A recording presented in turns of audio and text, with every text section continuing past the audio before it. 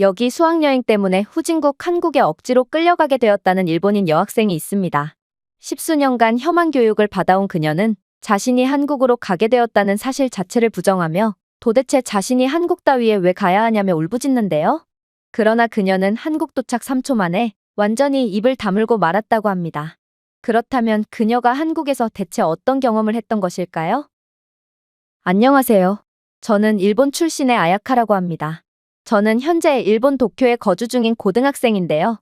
그런데 저는 최근에 한국에서 정말 충격적인 사건을 겪게 되었고, 이건 제 인생관마저 흔들어 놓을 정도로 강력한 울림을 주게 되었습니다.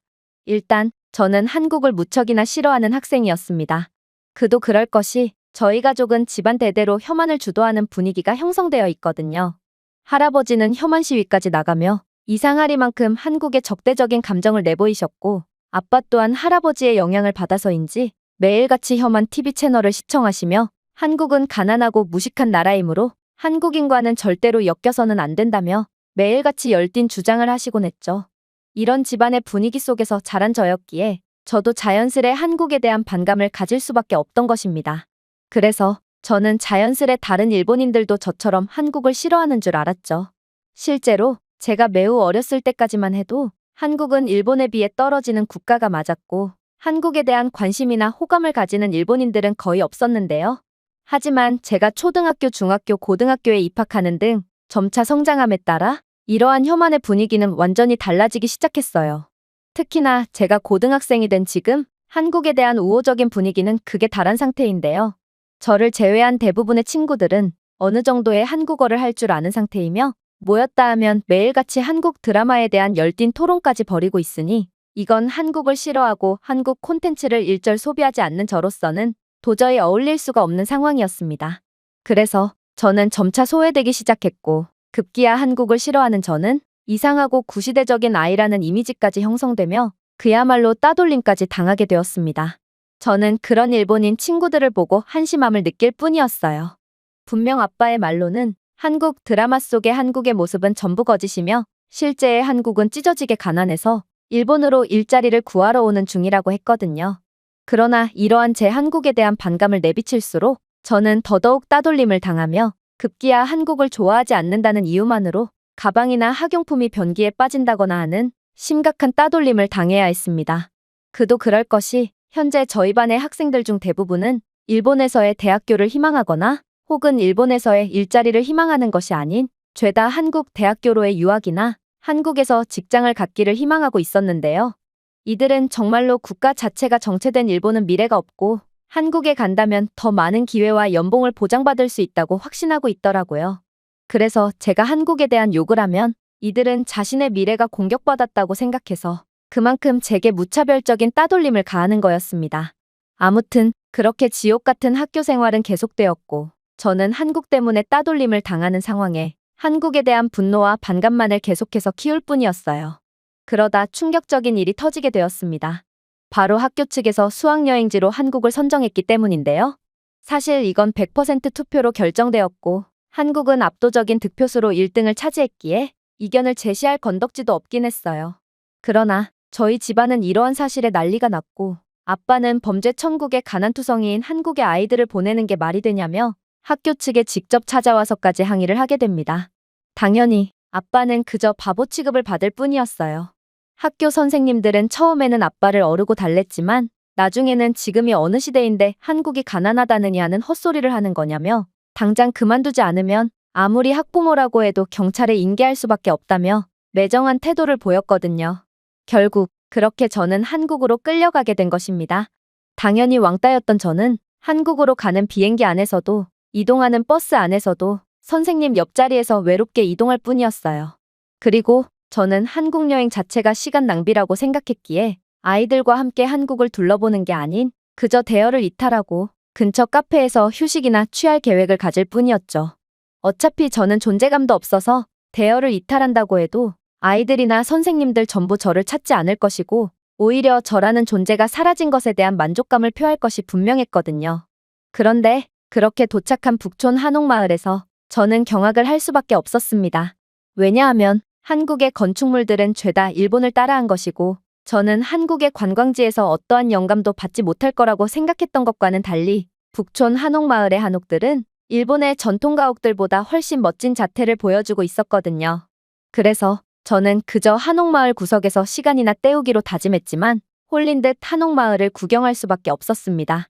그리고 저는 북촌의 전통 가옥들이 늘어선 모습을 보자마자 역사와 근대가 완벽하게 조화를 이루며 공존하는 다른 세상에 발을 디딘 듯한 느낌을 지울 수 없었죠. 주위를 둘러보니 자연 그 자체의 경의를 표하듯 우아하게 하늘을 향하고 있는 한옥의 곡선 지붕에 감탄이 절로 나왔고, 이 집들은 단순한 건물이 아니라 나무, 돌, 점토로 정성껏 만든 예술 작품으로 세월의 인고를 견뎌냈다는 점에 더더욱 경이로움을 느낄 수밖에 없었습니다. 이건 분명 일본의 전통 가옥의 모습과는 완전히 다르다고 할 수 있었죠. 일본 건축은 정밀함과 미니멀리즘에 중점을 두고 있지만 가파른 지붕 등의 실용적이지 않은 디자인을 사용하고 있어 지나치게 엄격하고 차갑게 느껴지곤 하거든요. 그러나 일본의 전통 가옥들과는 다른 한옥이 제공하는 따뜻함과 생동감을 절정으로 느낄 수 있는 부분은 따로 있었습니다. 한옥은 모든 세부 사항에 사려 깊은 마음이 내재되어 있었거든요. 개방적이고 매력적인 안뜰은 단순한 공간이 아니라 사람과 자연 사이에 살아있는 연결고리의 역할을 하고 있었고, 작은 정원부터 가족들이 모이는 장소까지 이 안뜰이 삶으로 가득 차 있는 모습을 보면 한국 문화에 깊이 뿌리내린 공동체의 중요성을 떠올릴 수밖에 없었죠. 이건 분명 일본의 개인주의에 특화된 가옥의 형태와는 완전히 느낌 자체가 다른 모습이었습니다. 하지만 더욱 놀라웠던 점은 따로 있었습니다. 이 한옥마을은 과거로 가는 관문처럼 느껴지지만 현대 한국의 기술력을 보여주는 곳이기도 했거든요. 좁은 차선을 걷다 보면 휴대폰에 QR코드만 있으면 쉽게 접근할 수 있는 한옥에 대한 풍부한 이야기를 제공하는 디지털 가이드를 발견할 수 있었고, 길도 편안함을 위해 세심하게 포장되어 있어 전통과 오늘날의 여행자들의 니즈를 결합한 상태였죠. 일본에서는 이렇듯 오래된 것과 새로운 것의 조합을 성공적으로 완성해 놓은 적이 없기에 한옥마을은 제게 더욱 특별하게 느껴졌습니다. 일본은 오직 전통만을 강조한 나머지 다 쓰러져가는 전통가옥 마을에는 전통 보존을 명목으로 어떠한 기술적인 인프라도 구축해놓지 않는 상황이거든요. 이건 전통을 빙자한 도태일 뿐이고, 일본은 한국처럼 과거와 미래를 완벽하게 조화시킬 자신과 능력이 없을 뿐이라고 볼 수 있습니다. 하지만 한국은 그러한 조화를 성공적으로 완성시켜 놓은 것이죠. 그러나 이러한 한국의 생각 이상이었던 전통가옥보다 더욱 놀라웠던 점은 바로 한국인들 그 자체였어요. 저는 한옥마을을 둘러보면서 여러 한국인들을 마주치게 되었는데요.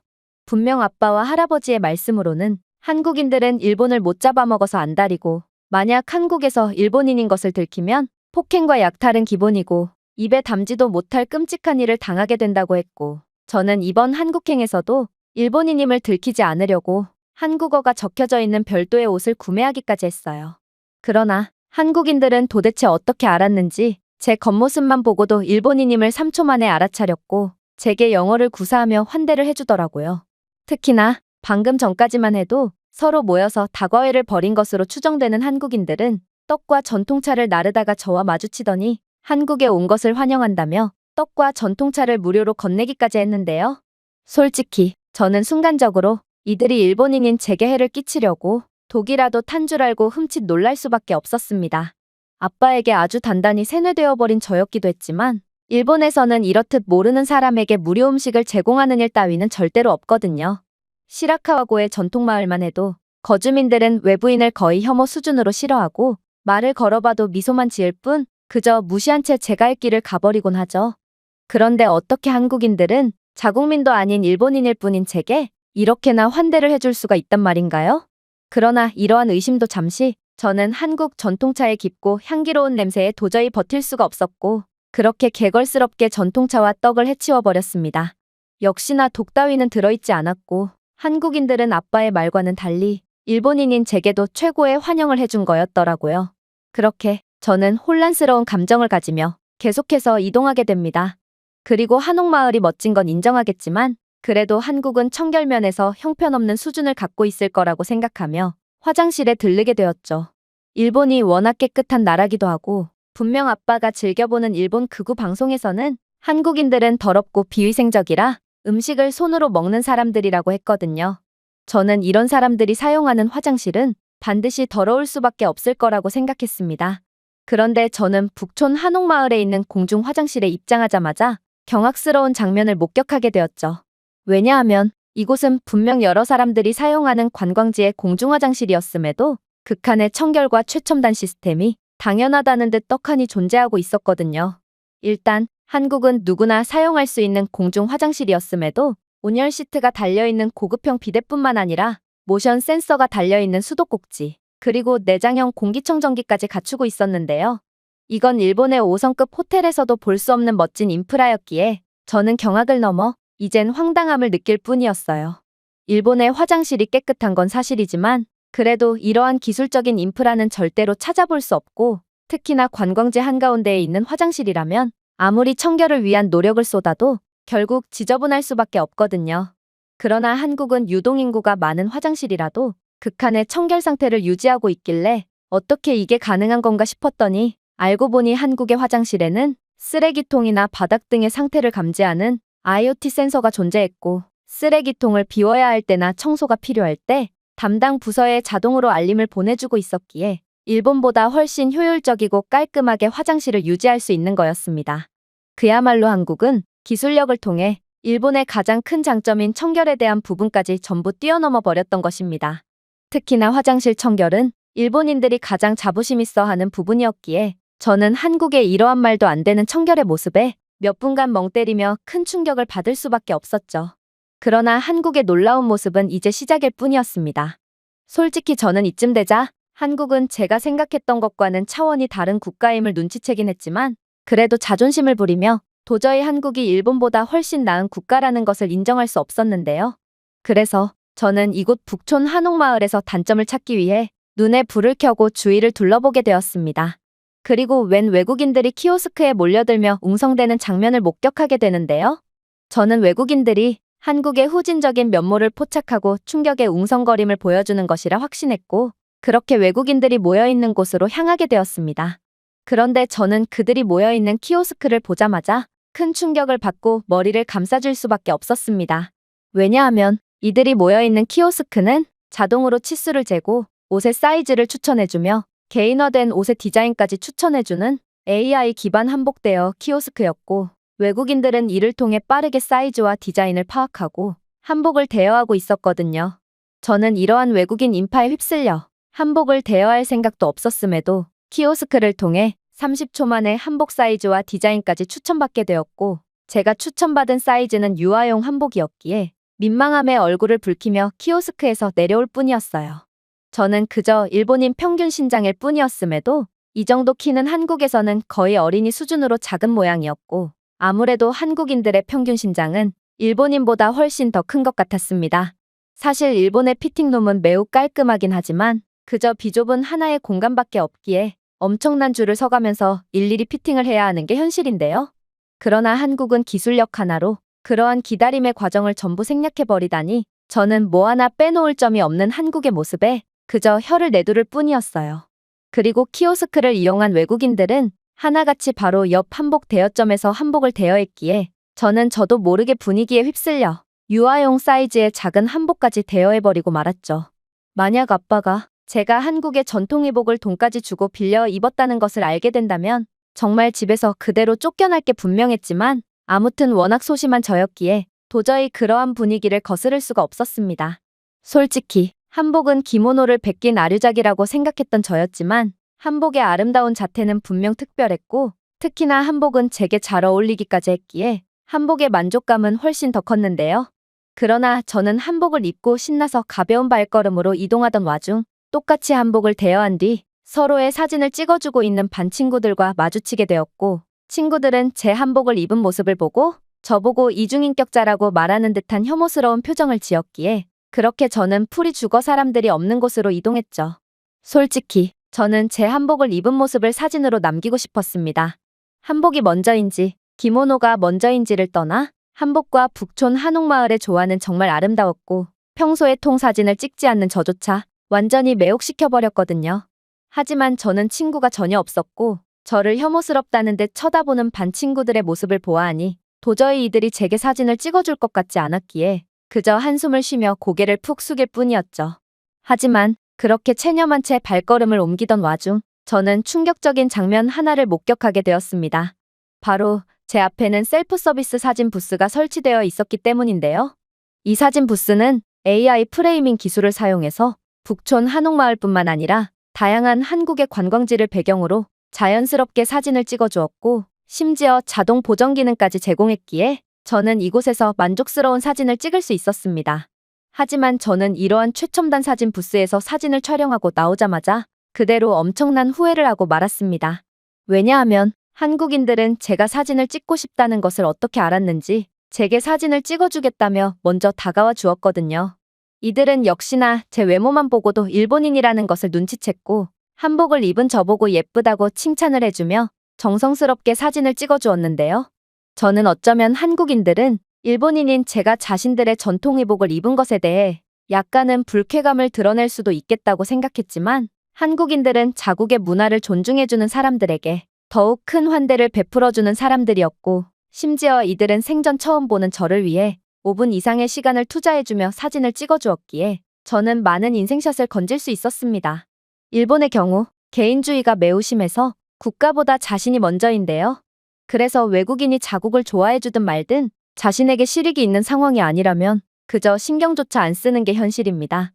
그러나 한국인들은 일본인인 저를 차별하기는커녕 오히려 아낌없는 환대와 호의를 베풀어줬고, 저는 아빠의 말과는 완전히 다른 상황에 엄청난 감동이 밀려와 눈시울까지 붉히고 말았습니다. 도대체 이런 사람들 보고 인종차별자라느니 한국은 후진국이라느니 하는 말도 안 되는 소리를 하다니, 저는 같은 자국민인 일본인들보다 훨씬 더 극진한 대우를 해주는 한국인들에게 완전히 푹 빠져버렸고, 집으로 돌아가게 된다면 바보 같은 TV 프로그램이나 보며 이상한 소리를 일삼고 있는 아빠에게 한 소리를 해줘야겠다고 다짐한 채 한국에 대한 경계심을 완전히 풀게 되었습니다. 그리고 그렇게 즐기게 된 한국은 더욱 놀라웠습니다. 한국의 북촌마을 주변에는 웬 디지털 스크린이 배치되어 있었는데, 이 스크린은 실시간 길 안내를 제공하고 주변 명소를 소개해주며 방문객의 선호도에 따라 활동을 제한하기까지 하고 있었거든요. 특히나 이 키오스크는 영어와 일본어를 비롯한 다양한 언어를 지원해주고 있었기에 저는 한국어를 전혀 모르고도 키오스크를 통한 개인화 추천을 받을 수 있었습니다. 일본의 전통마을은 전통이라는 컨셉을 너무 강조한 나머지 전통과 구시대적인 것을 구분 자체를 못해 이러한 편의성을 극대화한 인프라는 도저히 구비해놓지 못하고 있는데요. 시라카와고와 같은 일본 전통마을에서만 해도 내비게이션이 인쇄된 지도나 기본 간판에만 의존한 채 길을 찾아야 하고, 이러한 지도는 일본어로만 설명되어 있기 때문에 외국인 관광객들을 혼란스럽게 할 뿐이죠.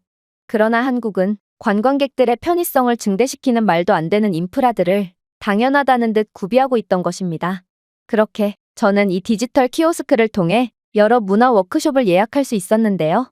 이 키오스크는 실시간 이용 가능 여부를 표시하고 모바일 결제를 허용하여 자발적이고 번거로움 없이 예약을 할 수 있었고, 이는 디지털 예약은커녕 모든 결제를 현금으로만 해야 하는 일본의 관광지와는 차원이 다른 모습이었습니다.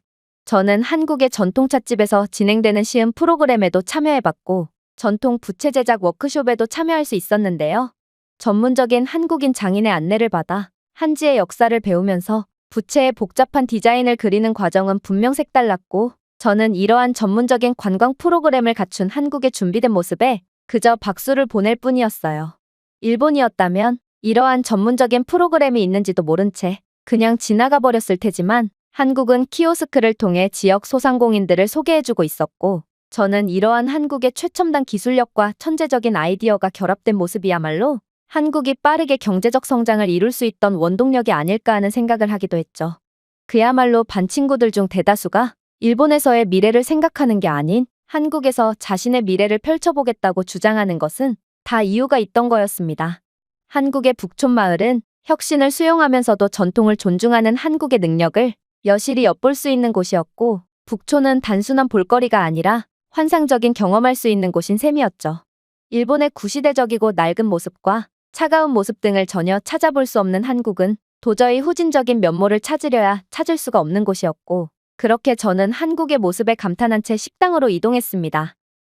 선생님께서는 제가 무리해서 이탈하여 혼자 다른 식당으로 이동하는 모습을 분명히 봤음에도 그저 무관심으로만 대응하는 걸로 보아 선생님조차 제 따돌림을 방관만 한다는 것을 알 수 있었는데요. 아무튼 그렇게 저는 삼겹살을 맛보기 위해 한국의 고기식당에 입장하게 되었습니다. 그런데 그렇게 한국에서 긴장을 전부 풀고 들어간 고깃집에서 저는 차별의 상황을 겪고 엄청난 좌절감을 느끼고 말았는데요. 한국인 식당 직원은 제 겉모습과 형편없는 영어 발음을 듣고는 제가 일본인임을 직감한 모양이었고, 그녀는 제 주문을 받는 둥 마는 둥 하며 매우 성의 없고 불친절한 모습을 보여줬거든요. 분명 다른 한국인들에게는 친절한 응대만을 하는 걸로 봐서 원래 성품 자체가 불친절한 것은 아닌 것 같았는데, 아무래도 그녀는 제가 일본인이라는 이유만으로 제게 차별 대우를 하는 게 분명해 보였습니다. 저는 그렇게 경멸을 당했다는 생각에 완전히 풀이 죽어버렸고 자신감마저 완전히 곤두박질 쳐서 함부로 한국인을 믿은 것에 대해 후회하게 되었는데요.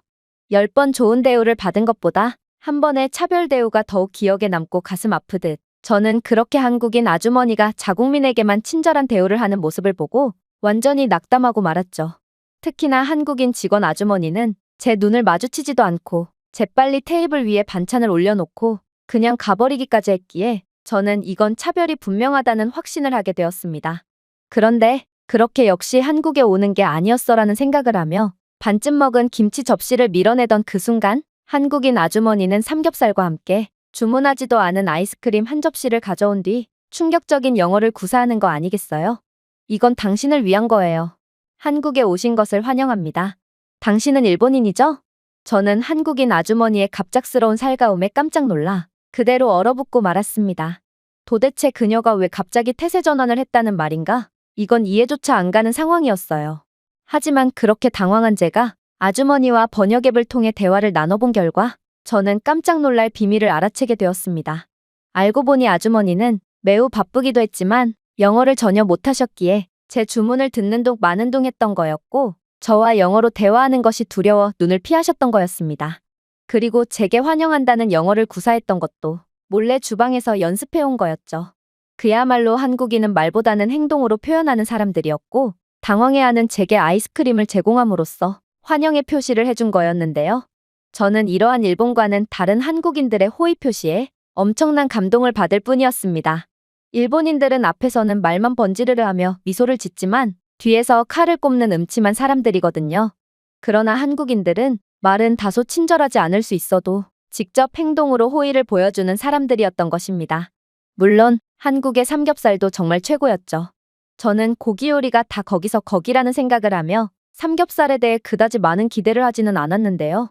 그러나 신선한 채소와 마늘로 고기를 상추에 싸서 먹는 삼겹살쌈은 정말 풍미를 곧바로 느낄 수 있을 만큼 최고의 맛을 자랑했고, 특히나 삼겹살쌈에 들어가는 채소들만 봐도 영양가가 보증되었다고 해도 무방했기에 저는 매우 만족스러운 식사를 할 수 있었습니다. 물론 삼겹살과 함께 나온 각종 반찬들의 퀄리티도 상당했어요. 일본에서는 이렇게 많은 무료 반찬은 제공되지 않을 뿐만 아니라 반찬을 추가하려면 추가금을 내야 하는데요. 그런데 한국은 추가금도 없이 이 많은 반찬들을 전부 리필할 수 있었고, 저는 이런 게 바로 관대하고 호의적인 한국인들의 문화이자 정신이구나 싶어 다시 한번 감탄의 박수를 보낼 수밖에 없었습니다. 물론 김치찌개도 엄청난 매력을 자랑하더라고요. 발효 김치와 돼지고기, 채소로 만든 든든한 찌개인 김치찌개는 뚝배기에서 뜨겁게 끓여서 나와 더욱 깊은 풍미를 자랑했는데요. 물론 김치찌개는 일본인인 제가 먹기엔 다소 맵긴 했지만 묵은 김치의 톡 쏘는 맛과 진한 국물이 어우러져 오래도록 인상을 남겼고, 저는 한국이야말로 발효 음식을 어떻게 만드는지를 아는 천재적인 음식 문화를 가진 국가라는 것을 완전히 인정할 수밖에 없었습니다. 일본도 여러 발효 음식이 있지만 한국처럼 깊은 풍미가 난다거나 하는 경우는 없거든요. 그렇게 저는 만족스러운 식사를 마친 뒤 자리에서 일어나게 됩니다. 그런데 제가 식당에서 나온 그 순간 반 친구들도 마침 단체 식사를 막 끝냈는지 식당에서 나와 어디론가로 향하는 거 아니겠어요? 그리고 그들이 향한 곳을 유심히 본 결과 저는 아차 싶은 생각이 들었습니다. 바로 이들은 식사 후에 떡볶이를 먹으러 향하고 있었고, 저는 한국까지 왔음에도 아직까지 떡볶이를 먹지 않았다는 생각에 아차 싶었던 것입니다.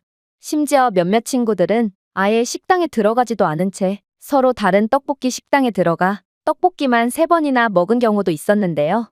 결국 저는 삼겹살로 완전히 배가 부른 상태였음에도 조금 더 힘을 내서 삼겹살을 맛보기 위해 이동하게 됩니다. 역시나 일본이 아닌 한국 본토에서 맛본 떡볶이는 환상적이었어요. 떡볶이의 불타는 맛은 역시나 일본인인 제 혀를 완전히 마비시키는 것 같았지만 저는 이러한 중독성 있는 매운맛을 도저히 멈출 수가 없었는데요. 특히나 흑설탕과 견과류, 계피로 가득 찬 바삭한 호떡과 보기만 해도 군침이 도는 순대와 김밥 등 한국의 분식집에는 정말 사람을 완전히 미치게 만드는 여러 환상적인 음식들이 즐비해 있었기에 저는 순간적으로 화장실에서 억지로 토를 하며 속을 비우고 다시 음식을 섭취할까를 진지하게 고민했을 만큼 그야말로 한국의 분식점은 지갑을 빨아들이는 블랙홀 같은 존재였습니다. 그렇게 저는 떡볶이로 인해 완전히 배가 가득 찼지만 그래도 한국까지 왔는데 편의점을 가보지 않을 수는 없다는 생각이 들었고 그렇게 편의점으로 향했는데요. 물론 저는 편의점으로 향하면서도 약간의 현타를 느끼기도 했어요. 불과 몇 년 전까지만 해도 수많은 한국인들이 일본의 편의점 인프라에 감탄하며 일본까지 와서 편의점 음식들을 구매해 가곤 했는데 이제는 일본인들이 한국의 편의점에 미쳐 있고 일부 친구들은 일본에서 엄청난 유행 중이라는 바나나 항아리 우유를 몇 개씩이나 구매해 가고 있는 모습을 보니 그야말로 이제는 일본이 한국보다 나은 점이 단 하나도 없게 되어버린 것 같아 씁쓸한 감정을 느꼈거든요.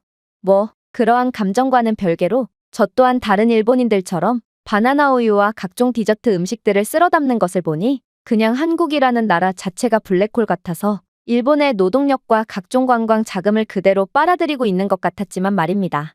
하지만 이러한 생각도 잠시 저는 이내 편의점에서 생각지도 못한 차별의 상황을 겪고 또다시 상처를 받고 말았는데요. 바로 제가 한국의 라면이 헷갈려서 편의점 직원에게 영어를 구사하며 라면의 이름에 대해 물어보자 한국인 직원은 자신은 영어를 못한다는 대답과 함께 한국어를 구사하며 설명을 하기 시작했거든요. 문제는 이 한국인은 설명을 하는 것 치고는 너무나도 장황하고 긴 한국어를 구사하며 마치 저를 욕하는 것 같은 반응을 보였다는 것입니다. 분명 어떤 라면이 제가 찾고 있는 라면이 맞냐만 대답해주면 되는 상황이었는데 한국인 직원은 마치 일본인인 제게 욕을 하는 듯 장황한 말을 지속했기에 저는 그가 제가 일본인이라는 이유로 한국어로 모욕을 하는 거구나 싶어 번역앱을 켜봤습니다. 그리고 저는 번역앱을 켬과 동시에 기겁을 할 수밖에 없었죠. 왜냐하면 한국인 직원은 한국어와 영어를 섞어가며 제가 찾는 라면은 어떤 라면인지 그리고 한국인들은 이 라면을 어떤 식으로 먹는지 일본인은 매운 것을 잘 못 먹는 걸로 알고 있는데 그런 경우 어떻게 먹어야 하는지 등을 자신만의 방식으로 자세하게 설명해주고 있었기 때문입니다. 그리고 애초에 이 한국인은 저보고 번역앱을 켜며 자신의 말을 통역하라고 했기에 이건 전부 제 오해에서 비롯된 해프닝일 뿐이었던 거였죠. 결국 저는 생전 처음 보는 외국인 한 명에게 이렇게나 친절하게 응대를 해주는 한국인의 모습에 완전히 감동을 받고 또다시 눈시울을 붉히고 말았습니다. 솔직히 제가 이 한국인을 오해한 이유는 일본의 차별적이고 배타적인 분위기 때문인데요. 일본인들은 외국인은 당연히 일본어를 못 알아들을 거라고 생각하기에 반말과 욕을 섞으면서 외국인을 하대하는 경우가 많거든요. 또한 일본어를 서툴게 구사하며 그래도 일본에 대한 존중심을 표하려는 외국인에게도 일본인들은 그저 반말을 하며 똑같이 하대하기에 일본의 이러한 비열하고도 약자에게 그 누구보다 강해지는 한심한 모습에 찌들어 있던 저는 피해의식 때문에 한국을 오해했던 거였습니다. 정말로 제가 한국에서 했던 모든 오해들은 전부 일본의 삭막한 분위기에 찌든 저 자신의 문제 때문이었고 제가 만난 한국인들은 제가 일본인이라고 차별을 하는 경우는 단 한 번도 없었는데요. 그렇게 저는 한국은 일본과는 차원이 다른 아름다운 나라라고 확신한 채 버스 시간이 돼서 부산으로 이동하는 버스로 향하려고 했습니다. 그러나 결론적으로 저는 부산으로 향하는 단체 버스에 탑승할 수 없었어요. 왜냐하면 제가 버스 탑승 장소로 향하니 버스는 이미 부산으로 떠난 상태였는지 개미새끼 한 마리도 안 보이는 상태였거든요. 아무래도 저를 유독 심하게 따돌림을 하던 무리들은 제게 시간 공지를 잘못해준 게 분명했고 아이들이나 선생님들이나 저에 대한 관심은 하나도 없고 일본에서는 선생님들조차 따돌림에 동조하거나 방관하는 충격적인 문화가 있기에 저는 그렇게 완전히 버림받은 모양이었습니다. 그야말로 저는 낯선 타지에서 완전히 오도 가도 못하는 상황에 처해버렸고 저는 이에 대한 좌절감과 공포감에 빠져 그 자리에서 쓰러져 오열을 하고 말았습니다. 그러자 놀라운 상황이 펼쳐지기 시작했죠. 바로 웬 도로에서 차 한 대가 멈춰서더니 이내 한 중년의 한국인 부부가 왜 울고 있냐는 번역앱을 건네왔거든요. 그리고 제가 상황을 전부 설명하니 한국인 부부는 자신들은 어차피 본가인 대구로 향하던 차였다며 부산까지 가려면 조금 더 이동해야 하긴 하지만 자신들이 데려다 줄 테니 안심하고 차에 타라며 호의를 베풀어 주는 거 아니겠어요?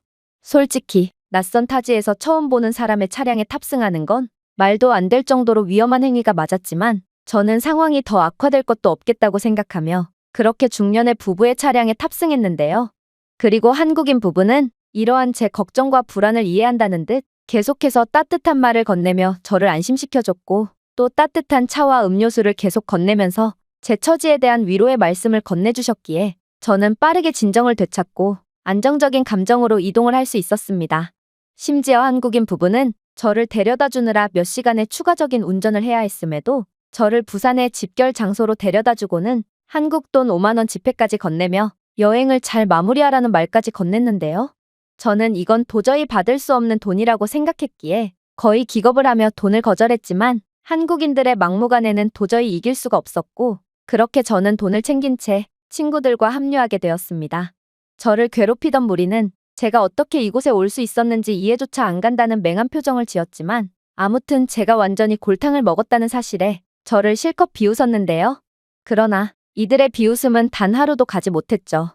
왜냐하면 중년의 부부는 제 학교와 이름 등을 상세히 물어보길래 왜 그러나 싶었더니 알고 보니 이 한국인 부부는 괴롭힘을 당한 저희 상황을 일본 학교 측에 직통으로 항의했기에 이 항의는 그대로 선생님에게 전해져 따돌림을 주도하고 방관한 선생님과 학생들 모두 초상집 분위기가 되어버린 거였습니다. 이들은 일본으로 다시 돌아가면 징계를 피할 수가 없게 되어버렸거든요. 그렇게 부산에서는 저 혼자만 즐거운 여행이 계속되었고 저는 한국인들은 제게 살면서 단 한 번도 받아본 적 없는 호의를 베풀어줬을 뿐만 아니라 아무도 해결하지 못한 따돌림 문제를 해결해 주기까지 한 상황에 완전한 존경과 감사를 느낄 수밖에 없었습니다. 그리고 한국에 대한 존경심으로 똘똘 뭉친 저는 여행이 끝나고 일본으로 다시 돌아가자마자 혐한에 빠져있는 아빠에게 분노 섞인 일침을 가했죠. 저는 한국은 일본 따위와는 비교도 안 되는 경제대국이자 선진국이고 사람들도 음습한 일본 사람들보다 훨씬 착했다며 침을 튀어가며 연설을 이어갔는데요. 특히나 저는 아빠에게 한 번만 극우 채널을 보다가 제게 걸리면 저는 그대로 가출을 해버리겠다는 엄포까지 놓았기에 아빠는 평소에 얌전하기만 했던 저희 완전히 달라진 모습에 그저 어리 빠진 표정을 지을 뿐이었습니다. 그리고 저는 그 이후로도 혐한에 빠진 아빠와는 단 한마디도 안 하자 아빠는 결국 제게 충격적인 사실을 실토하기 시작하더라고요. 그래, 아야카, 아빠가 졌다. 솔직히 아빠는 한국이 일본보다 훨씬 잘 사는 국가라는 것을 이미 알고 있단다. 아빠가 바보도 아니고 어떻게 객관적인 사실조차 모를 수가 있겠니? 다만 아빠는 할아버지께 혐한 교육을 수십 년간이나 받기도 했고 한국이 일본보다 잘 사는 게 배가 아팠기에 그저 현실을 애써 외면한 채 한국을 욕해왔던 거야. 일본은 정체되어 있고 혹은 계속해서 추락 중이지만 한국만 잘 나가는 게 너무 배가 아팠거든. 이들은 몇 년 전까지만 해도 일본 밑이었는데도 말이야. 아빠는 정말로 단단히 세뇌에 빠져 있었나 보구나. 이렇게 속 시원하게 인정을 하는데 몇 년씩이나 걸리다니 말이야. 아무래도 대부분의 혐한 일본인들은 아빠와 같은 상태일 거야. 한국은 확실히 일본보다 잘 살게 되었고 또 상당한 선진국이라는 것을 이미 알고 있지만 자존심 때문에 인정을 하지 못하는 거지. 그렇게 저희 가족은 혐한에서 완전히 빠져나올 수 있었는데요. 특히나 저는 용기를 내준 아빠가 고마워서 제가 한국에서 겪은 이야기를 해주니 아빠는 눈물까지 흘리며 한국이 그렇게나 고맙고 존경스러운 국가인지 몰랐다며 딸의 따돌림을 눈치조차 못 채고 있던 자신은 부모로서의 자격조차 없다며 울부짖더라고요. 그렇게 저희 가족은 전례 없는 화목을 되찾은 상태며 다음 주에는 한국으로의 가족여행까지 계획한 상태입니다. 아빠는 불과 며칠 전까지만 해도 혐한을 하던 사람이라고는 도저히 믿을 수 없을 정도로 한국에 하루빨리 가고 싶다며 완전히 설레하고 있는 상태인데요. 저는 한국은 분명 저희 가족에게 이번에도 놀라운 경험을 선사해 줄 거라고 확신하고 저희 가족의 완전히 감겨있던 눈을 뜨게 해준 한국에 무한한 감사와 존경을 느끼고 있는 중이랍니다. 제가 준비해온 내용은 여기까지입니다. 끝까지 시청해주셔서 진심으로 감사드리며 여러분들의 구독과 좋아요, 알림 설정은 영상 제작에 큰 힘이 됩니다. 이상 세모튜브였습니다. 현재 엄청난 수의 젊은 연령층의 일본인 여성들이 한국으로 몰려들고 있다고 합니다. 불과 몇 년 전까지만 해도 많은 수의 한국인들이 더 많은 돈을 벌기 위해 일본으로 향하곤 했는데 도대체 무슨 이유로 이렇듯 한국과 일본의 상황이 완전히 역전되어 버린 것일까요? 안녕하세요. 저는 일본 출신의 마츠모토라고 합니다. 저는 현재 일본 최고의 명문대학교인 도쿄대학교에 재학 중이며 현재 졸업을 앞두고 졸업논문 작성에 힘쓰고 있는데요. 사실 저희 팀이 맡은 졸업논문의 주제는 꽤나 도발적이었습니다. 바로 최근 들어 일본에서 한국으로 이민을 가거나 한국 기업에 취업을 하러 떠나는 일본인들의 숫자가 급격하게 늘어남에 따라 이러한 현상에 대해 심층적인 조사를 하게 되었거든요. 제가 어렸을 때까지만 해도 일본으로 일자리를 구하러 오는 한국인들의 숫자는 상당히 많았고 반대로 일본에서 한국으로 가는 경우는 아예 없다시피 했기에 이렇듯 완전히 뒤바뀌어버린 양국의 운명은 분명 일반적인 상황은 아니었죠. 특히나 현재의 한국으로의 집단 탈출 현상은 일본의 젊은 여성층들 사이에서 매우 극심하다는 통계가 발표되었기에 이건 분명 사람들의 이목을 끌 수 있을 만한 흥미로운 주제가 분명했습니다. 그래서 저희 팀은 이 주제에 대해 조사를 하기로 결정한 거였죠. 사실 저는 이번 주제에 대한 사전조사를 진행하면서 일본인으로서 상당한 암담한 감정을 느끼기도 했습니다. 일본은 수십 년 동안 아시아에서 경제력과 문화적 영향력의 정점으로 여겨져 왔지만 한국이 기술, 문화 수출, 글로벌 인지도에서 일본을 앞서 나가면서 한때는 비교조차 무색할 정도로 압도 우위를 차지하고 있던 한국에 대한 박탈감과 열등감을 느끼기 시작한 일본 국민이 점점 더 많아지고 있는 상황이거든요. 이러한 변화는 이제 전례 없는 추세와 통계로 나타나고 있는데 제가 조사한 바에 따르면 생각보다 더욱 많은 일본인들이 더 나은 기회와 삶의 질을 위해 한국으로 취업을 하거나 이민을 선택하고 있기 때문입니다. 일단 한때 혁신의 대명사였던 기술 강국 일본은 현재 한국의 기술 기업들에 완전히 압도를 당하며 한국이 먹다 남긴 부스러기만 주워 먹는 상황인데요. 한국은 삼성과 SK하이닉스가 전 세계 D램 시장의 70% 이상을 장악하며 반도체 산업을 지배하고 있으며 삼성의 폴더블 스마트폰은 수많은 일본인들이 사용하고 있을 만큼 엄청난 세계적인 인기를 자랑하고 있거든요. 그러나 이렇듯 삼성의 휴대폰이 일본과 전 세계에서 큰 인기를 끄는 것과는 반대로 소니, 샤프 등 일본의 주요 휴대폰 브랜드는 글로벌 시장에서 대부분 철수해야만 했죠. 심지어 한국의 삼성은 최근 170억 달러 규모의 새로운 칩 생산 시설을 공개하며 자신들의 압도적인 기술력을 전 세계에 알렸지만 한때 지배적이었던 일본의 도시바는 반도체 부문이 외국 기업에 인수되기까지 하는 등 완전히 망신살을 사고 있는 게 현실인데요. 결국 일본은 AI, 전기차 배터리와 같은 신흥 기술에서 한국에 완전히 뒤처지게 됨에 따라 점차 부가가치가 높은 첨단 가전제품 및 전자제품 대신 게임과 카메라 같은 틈새 시장으로 초점을 전환해야 했고 이는 한국이 막대한 이익을 얻을 동안 일본은 한국이 먹다 버린 조그마한 이익만을 주워먹고 있는 상황을 뜻한다고 할 수 있었습니다.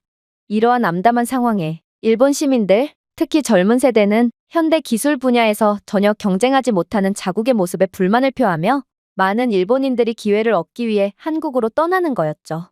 하지만 제가 본 일본인들이 한국에 완전히 무릎을 꿇게 된 가장 큰 이유는 따로 있었습니다. 그건 바로 문화적 열등감이었죠. 한류는 일본 대중문화와는 다른 방식으로 전 세계 시청자를 사로잡았고 실제로 K-팝과 한국 드라마는 글로벌 스트리밍 플랫폼을 장악하고 있는 반면 일본 미디어는 그러한 한국의 영향력을 피해 도망만 다니고 있는 게 현실이거든요.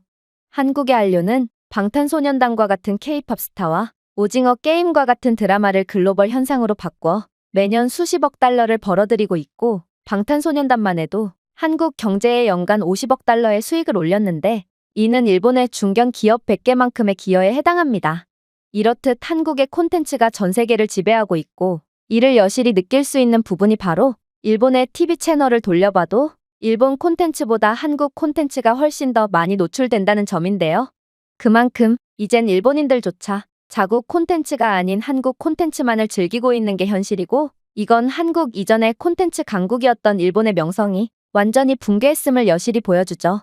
물론 일본 애니메이션은 아직까지 전 세계적으로 사랑받고 있지만 청소년부터 노년층까지 사실상 남녀노소 모두의 인구를 끌어들이는 한국의 주류 문화 수출품에 비해 일본은 그저 특정 연령층만을 대상으로 한 틈새 시장에 어필하고 있을 뿐이죠. 하지만 저는 이러한 통계는 다소 과장이 있을 거라고 생각했습니다. 물론 저도 한국 문화의 엄청난 팬이긴 하지만 그래도 한국이 일본과의 엄청난 격차를 이렇게나 빨리 극복하고 아예 일본을 완전히 역전해버렸다는 것은 도저히 말이 되지 않았거든요. 그래서 저는 드디어 동경하던 한국에 간다는 설렘과 그래도 한국이 아직은 일본을 압도하지는 못했겠지 하는 두려움을 동시에 느끼며 그렇게 한국행 비행기에 몸을 싣게 되었습니다.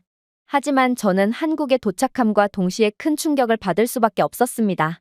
왜냐하면 한국은 벌써부터 일본과는 차원이 다른 최첨단 기술력을 상용화해 놓은 상태였을 뿐만 아니라 직원들의 영어 수준도 상상을 초월했거든요.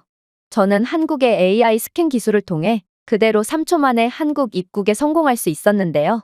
한국 공항은 AI가 얼굴 인식 및 여권을 스캔한 후 입국객의 범죄 이력 및 직업, 그리고 입국한 나라들을 종합적으로 검사한 후 점수를 통해 위험도를 평가하는 AI 시스템을 구축해둔 상태였거든요. 그래서 한국에서는 AI 기술 덕분에 조금의 지연도 없이 모든 입국객들이 3초 만에 입국 수속을 받을 수 있던 거죠. 일본 공항에서는 아직도 모든 과정을 직원들이 일일이 종이와 볼펜으로 수기로 처리하고 있을 뿐만 아니라 국제공항 직원들조차 영어를 단 한마디도 못해서 번역 앱을 통해 간신히 의사소통을 해야 하는 게 현실인데요. 그래서 간단한 입국 수속조차 입국객당 10분 이상은 소요되는 선진국이라고는 도저히 믿기 힘든 수준의 느리고 비효율적인 모습을 보여주고 있습니다. 그런데 한국 공항은 애초에 대부분의 시스템을 자체 기술로 개발한 AI 시스템으로 대체해 놓았기에 애초에 직원들이 할 일 자체가 거의 없었고 곳곳에 보이는 한국인 공항 직원들은 하나같이 유창한 영어를 구사하며 외국인 여행객들을 응대하고 있었기에 이건 딱 봐도 일본 공항보다 10배 이상은 효율적이고 빠른 모습이라고 할 수 있었죠. 그리고 이러한 한국의 충격적일 정도로 선진적인 모습을 확인하게 된 저는 어쩌면 한국은 일본 통계청에서 내놓은 통계 자료보다도 훨씬 더 압도적인 수준으로 일본을 능가한 상태일지도 모르겠다는 두려움의 감정을 가질 수밖에 없었고 그렇게 여러 복합적인 감정을 가진 채 한국 공항에서 빠져나가기 위해 이동했습니다. 그러나 황당한 문제가 발생하게 되었습니다. 바로 저는 일본의 작은 공항들만 경험해서 그런지 거대한 인천공항에서 꽤나 헤매게 되었기 때문인데요. 마치 시골 사람이 도시로 갓 상경했을 때 헤매게 되듯 저는 나름 기술 강국이라는 일본에서 왔음에도 한국의 공항에서 완전히 헤매버리는 자존심 상하는 경험을 하게 되었던 것입니다. 그런데 그렇게 제가 길을 헤매고 있자 놀라운 상황이 벌어지기 시작했어요. 바로 제 얼이 빠져있는 표정을 본 한국인들은 하나같이 달려와 제게 헌신적인 도움을 베풀어주기 시작했거든요. 혹시 길을 잃어버린 건가요? 제가 도와드릴게요. 개인주의가 극심한 일본에서는 청하지도 않았는데 먼저 도움을 베풀어주는 경우를 거의 볼 수가 없는데요. 그러나 한국은 곤경에 처한 사람을 일단 돕고 보는 아름다운 문화가 존재하는 것 같았습니다. 하지만 더욱 놀라웠던 부분은 따로 있었습니다. 바로 저는 한국인들의 계속된 도움을 받고 공항을 빠져나가면서 한국의 어린아이들에게까지 도움을 받았다는 건데요. 이 말은 한국인들은 어른아이 할 것 없이 유창한 영어를 구사한다는 뜻이었기에 저는 일본과는 차원이 다른 교육 수준을 자랑하는 한국에 정말 혀를 내두를 수밖에 없었습니다. 아무리 일본 최고의 대학교라는 도쿄대학교에 재학 중이라는 저지만 영어 발음은 매우 형편없고 한국인들처럼 유창한 영어를 구사하지도 못하는 게 현실인데요. 그러나 한국에서는 중학생 아이들이나 노인들조차 유창한 발음의 영어를 구사하다니 저는 이건 한국과 일본의 역전된 상황을 여실히 보여주는 것 같아 감사하면서도 씁쓸한 감정을 감출 수가 없었습니다. 사실 일본 통계청에서 발표한 자료에 따르면 한국은 전 세계 과학수학 읽기 부문에서 PISA 점수 상위 3개국에 속하며 이러한 압도적인 교육 수준을 가진 한국은 인구 중 60%가 의사소통이 가능할 정도의 유창한 영어를 구사한다고 했는데요. 반면에 일본은 20%만을 기록할 뿐이었죠. 하지만 제가 만난 한국인들 중 영어를 못하는 사람은 아예 없었고 한국에서는 어린아이나 노인들조차 저보다 유창한 발음으로 영어를 구사하는 점을 보면 오히려 한국의 영어 가능 인구를 더욱 높여야 하는 거 아닌가 하는 생각이 들기까지 했습니다. 또한 분명 몇몇 친구들의 경우에는 한국은 반일에 대한 기조가 상당히 높은 국가로 만약 제가 일본인이라는 것이 들통나게 된다면 한국에서 각종 잔인한 차별을 당하며 완전히 심신이 피폐해질 거라고 했는데요. 하지만 놀랍게도 제게 도움을 주는 한국인들은 다들 제 외모와 영어 발음만 듣고도 제가 일본에서 왔다는 것을 이미 알고 있었고 제가 일본인이라는 사실을 알고도 헌신적인 도움을 베풀어 주었기에 저는 이렇듯 아름다운 한국인들의 모습에 눈물까지 핑 돌았죠. 사실 매우 부끄러운 말이지만 일본에서는 아직도 혐한 시위를 주도하는 바보 같은 극우 세력들이 존재하고 이러한 극우 세력들 때문에 일본 서점에서는 아직도 혐한 서적이 베스트셀러를 차지하는 등 참담한 상황이 계속해서 발생하고 있거든요. 그리고 저는 도대체 왜 일부 일본의 노인들은 이렇게나 아름다운 한국인들을 싫어하는지를 곰곰이 생각해 본 결과 이건 그저 열등감일 뿐이라는 결론을 낼 수밖에 없었습니다. 생각해 보세요. 한국은 전쟁으로 폐허가 된 국가에서 현재 세계 10위의 경제대국으로 완전히 탈바꿈했습니다. 특히나 한국의 1인당 GDP는 1970년 1,500달러에서 35,000달러로 성장하여 일본의 33,000달러를 넘어서기까지 했죠. 즉, 예전에야 한국인들이 더 많은 기회를 위해 일본으로 일자리를 구하러 왔지만 이제는 한국인들이 일본인들보다 훨씬 더 많은 연봉과 기회를 얻고 있다는 것입니다. 한국은 1997년 아시아 금융위기에서 반등하여 2000년대 초반 연간 GDP 성장률 8%를 달성하며 승승장구한 반면 한때 두 번째로 큰 경제대국이었던 일본은 한국처럼 위기를 극복해내기는커녕 지난 30년 동안 GDP 성장률이 연평균 1% 미만으로 정체되어 있을 뿐인 상황이거든요. 또한 일본의 공공부채는 13조 달러, GDP의 280%에 달해 선진국 중 가장 높은 수준을 기록하여 향후 성장의 가능성도 거의 없는 상태죠. 즉, 한국은 일본을 역전한 것을 넘어 그러한 역전의 폭을 점점 더 벌려나가는 추세이므로 과거 속에서 살고 있는 일본의 멍청한 노인들은 한국의 열등감을 표출하는 것밖에는 별다른 삶의 의미가 없다는 것입니다.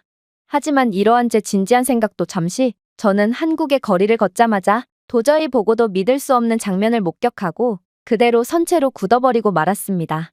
그건 바로 한국은 일본의 가장 큰 장점이라고 볼 수 있는 깨끗한 길거리의 모습까지 전부 완벽하게 갖추어 놓은 상태였기 때문이었죠. 아니, 어떻게 보면 한국의 길거리가 더욱 깨끗해 보이기까지 했어요.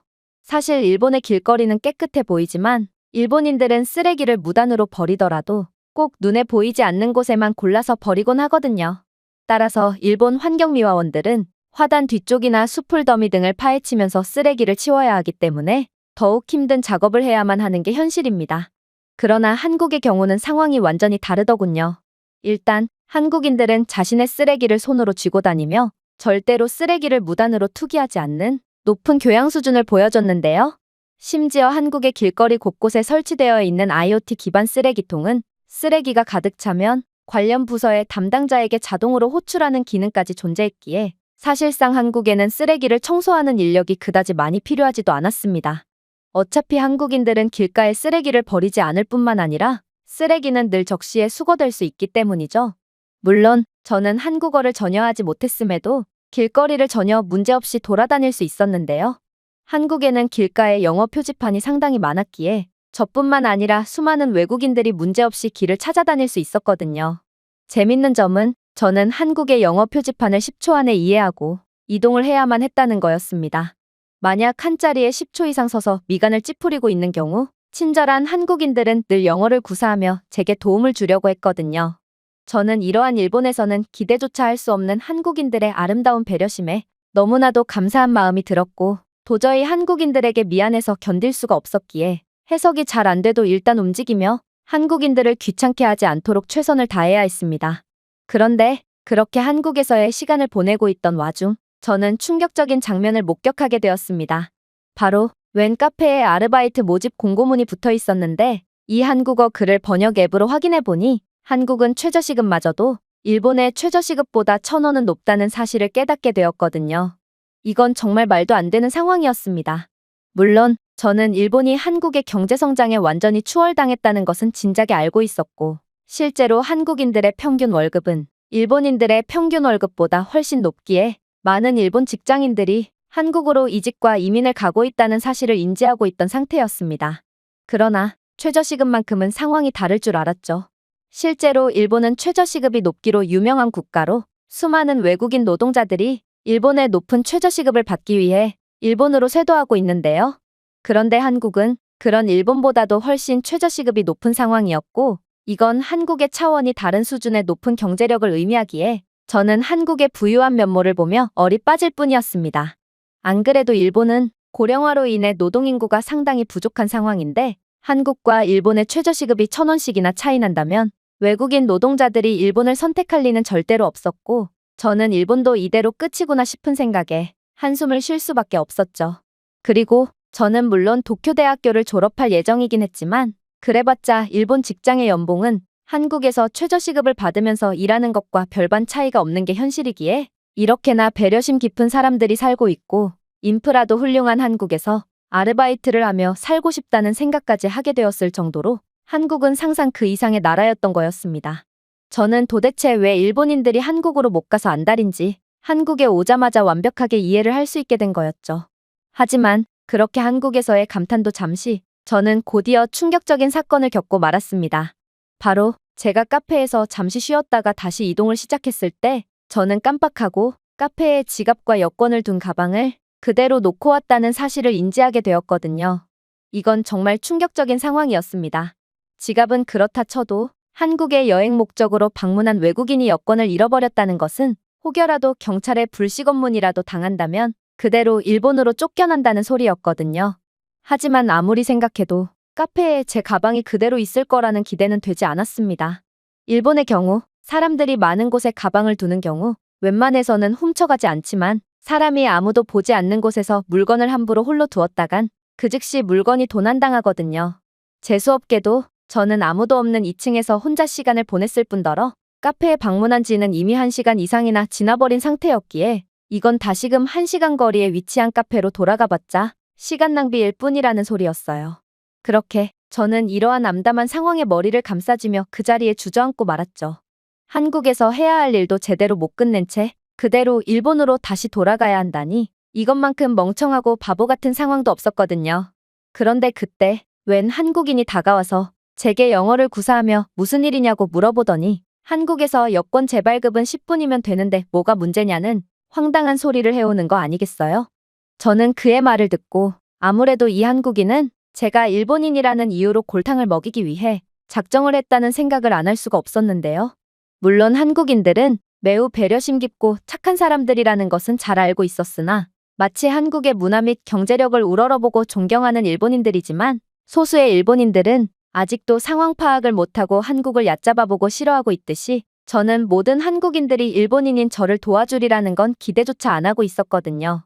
그러나 이 한국인은 그건 말이 안 되는 소리라며 울부짖는 제게 너무나도 간단한 일이라는 듯 제 휴대폰을 낚아채더니 이내 5분 만에 모바일 여권 재발급 신청을 해주는 거 아니겠어요? 그러면서 임시 여권은 10분 만에 나오니 곧장 수령하면 되고 한국에서는 여권도 하루 만에 받아볼 수 있으니 만약 내일 당장 일본으로 출국하는 게 아니라면 한국에서 여권을 받아보라는 놀라운 말을 건넨 뒤 마치 자신은 당연한 일을 했다는 듯 제가 감사 인사를 할 겨를 조차 주지 않은 채 그대로 사라져버렸습니다. 이건 정말 말도 안 되는 상황이었죠. 일본에서는 모든 발급 신청은 대면 및 서류 작성의 원칙을 반드시 지켜야 하고 한국처럼 서류 작업을 없애는 기술 기반의 공공서비스 따위는 절대로 기대할 수 없거든요. 심지어 일본에서는 여권뿐만 아니라 운전면허증 신청 및 갱신에도 산더미만한 종이 서류 작성 및 도장을 찍는 과정을 거쳐야 하므로 반드시 해당 기관에 방문해야 합니다. 물론 이러한 검사 과정도 직원들이 일일이 처리해야 하므로 일본에서는 이러한 발급 과정에 한 달 이상의 시간이 필수적으로 소요되죠. 그러나 한국은 휴대폰 하나만으로 그러한 무지막지한 과정을 건너뛰고 있다니 도대체 한국은 얼마나 효율적인 시스템을 갖춰놓았다는 말인가요? 그러나 더욱 충격적이었던 점은 따로 있었습니다. 바로 그렇게 저는 생각지도 못한 여권 문제를 곧바로 해결한 뒤 심적인 여유가 생겼고 혹시 한국이라면 다를 수도 있을 거라는 생각에 문제의 카페로 다시 찾아간 결과 한국인 직원은 제 얼굴을 한눈에 알아보고 제게 여권과 지갑이 전부 들어있는 가방을 건네왔거든요. 심지어 지갑 속의 현금은 잃어버릴 때 그대로였기에 저는 역시나 한국은 수준 자체가 다르구나 싶어 감동의 눈물마저 흘리게 되었습니다. 그리고 조사를 위해 한국에 온 저마저 한국에 완전히 푹 빠지고 말았는데 다른 일본인들은 오죽할까 싶어 최근 들어 엄청나게 늘어난 일본에서 새 삶을 찾아 한국으로 가는 일본인들을 완전히 이해하게 되었는데요.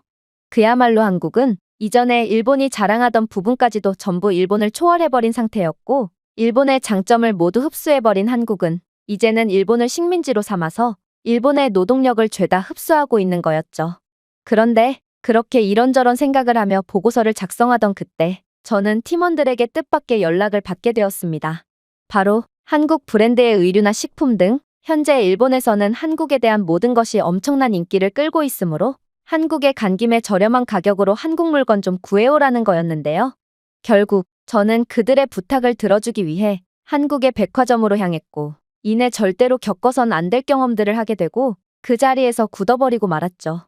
일단 제가 물건을 전부 고른 후 계산을 하려고 할 때 저는 현금이 부족하다는 사실을 깨닫게 되었는데요. 그런데 제가 현금을 금방 인출해 오겠다고 하니 백화점 직원은 저를 무슨 뚱딴지 같은 소리를 하냐는 듯 쳐다보더니 이내 유창한 영어를 구사하며 충격적인 말을 건네오는 거 아니겠어요? 현금이요? 이렇게나 큰 금액을 현금으로 결제하겠다는 말씀이신가요? 저희 매장에서는 카드 결제도 가능하며 휴대폰 간편 결제 또한 가능하니 참고해주세요. 사실 일본에서는 카드가 있어도 사용할 일이 그렇게 많지가 않습니다. 백화점에서조차 카드 결제 및 반품 불가 정책을 고수하고 있고 정말 고급 매장이 아니라면 죄다 현금을 받고 있거든요. 오죽했으면 작년에 저희 집에서 세탁기를 바꾸려고 했을 때 아빠는 수십만 원이나 되는 금액을 전부 두툼한 현찰로 지불했을 정도니 일본의 아날로그 시스템은 정말 상상 그 이상이라고 할 수 있을 테죠. 하지만 한국은 오히려 현금을 내는 것이 이상한 진보된 사회였고 저는 그동안 한국에서 결제를 하면서 왜 직원들이 저를 이상한 눈으로 쳐다봤는지 드디어 알게 되었습니다. 그건 바로 제가 현금을 지불했기 때문인 모양이었죠. 심지어 한국인 직원은 제 삼성 휴대폰을 보더니 삼성 휴대폰 이용자라면 삼성페이가 등록되어 있을 확률이 높다며 제 휴대폰을 카드 결제기에 갖다 댔는데요. 놀랍게도 제 휴대폰을 카드 리더기에 갖다 댄 것만으로도 결제는 완료되었고 저는 이렇듯 동전이 하나도 남지 않고 1초 만에 결제가 완료되는 이러한 상황에 혀를 내두를 뿐이었습니다. 일본에서는 비싼 제품을 구매하려면 현금을 뭉텅이채로 들고 가며 무거운 동전을 짤랑거리며 챙겨가야 하지만 한국은 지갑 없이도 생활이 가능한 최첨단 사회였던 거였죠. 심지어 한국인 직원은 옷들이 많은데 전부 들고 갈 수 있겠냐며 괜찮다면 호텔 배송 서비스를 이용하지 않겠냐는 놀랄만한 제안까지 해왔는데요. 알고 보니 이곳 백화점에서는 물건을 직접 가져가기 어려운 고객들을 위한 당일 배송 서비스를 지원 중이었고 한국에서는 이러한 당일 배송 인프라가 잘 구현되어 있기에 당장 내일 출국을 해야 하는 외국인들이더라도 오늘 구매한 상품을 당일날 숙소에서 편리하게 받아볼 수 있는 거였습니다. 결국 저는 한국의 우수한 모습에 완전히 반해버리고 말았죠. 그리고 대학교를 졸업하자마자 일본 기업이 아닌 한국 기업에 지원해야겠다는 다짐을 하게 되었는데요. 더 알아보니 일본은 매우 심각하게 남성 중심인 사회가 구축되어 있고 기업의 여자 임원은 단 7%밖에 되지 않는 심각한 차별적인 기업 내 조직 문화를 갖고 있지만 한국은 성별에 구애받지 않는 매우 평등한 조직 구조를 갖고 있고 만약 이런 한국으로 간다면 저는 더욱 평등하고 좋은 환경에서 발전을 할 수 있을 게 분명했거든요. 특히나 제가 지금껏 한국을 돌아다녀 보면서 본 한국 남자들은 일본 남자들보다 훨씬 더 큰 신장과 체격, 심지어 잘생긴 외모까지 갖추고 있었기에 저는 더더욱 한국에 가지 않을 이유가 없다고 생각했는데요. 일본에서는 차별적인 조직 문화뿐만 아니라 남녀가 데이트를 하면 모든 심부름은 여자가 도맡아야 하고 고기를 굽는다거나 물을 따른다거나 하는 일도 전부 여자가 해야 하거든요. 물론 저는 지금껏 그게 당연한 줄 알고 해왔지만 한국 남자들은 여자에게 한없이 자상한 면모를 보여주고 있었고 여자에게 의자를 먼저 빼준다거나 고기를 자신이 굽는다거나 하는 다정한 면모를 보여주고 있었기 때문에 저는 이러한 한국 남자들의 행동을 보기만 해도 설레는 감정을 느꼈습니다. 사실 제 친구들 중에도 자신보다 10살 이상 많은 한국 남자들과 교제를 하는 경우가 많고 그 중에는 아예 한국 남자와 결혼을 한 뒤 한국에 가서 사는 친구들도 꽤나 있는데요. 이렇듯 한국으로 떠나는 일본인의 비율 중 20, 30대 일본 여성들이 압도적 다수를 차지하고 있는 이유는 이러한 한국의 유연하고 평등한 문화와 여자들을 배려해주는 자상한 문화가 있기 때문인 것 같았고 저는 이러한 한국의 모습을 볼수록 더더욱 일본에 남을 이유가 없다고 확신하게 되었습니다. 현재 저는 일본에서의 모든 구직 활동을 포기한 채 한국에서 아르바이트를 하며 한국어와 한국 문화를 배우고 있는데요. 한국어를 어느 정도 배운다면 제 가치는 일본에서에 비해 훨씬 더 높아질 것이 분명했고 여기에 새로 사귄 10살 연상의 한국인 남자친구는 일본 남자와는 비교도 할 수 없을 만큼 자상한 모습을 보여주고 있기에 저는 한국을 제2의 고향이라고 점 찍어 놓은 상태입니다.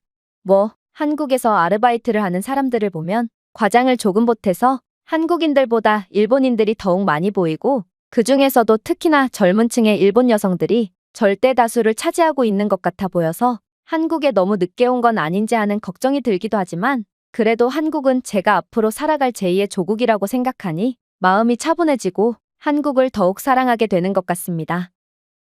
제가 준비해온 내용은 여기까지입니다. 끝까지 시청해주셔서 진심으로 감사드리며 여러분들의 구독과 좋아요, 알림 설정은 영상 제작에 큰 힘이 됩니다. 이상 세모튜브였습니다.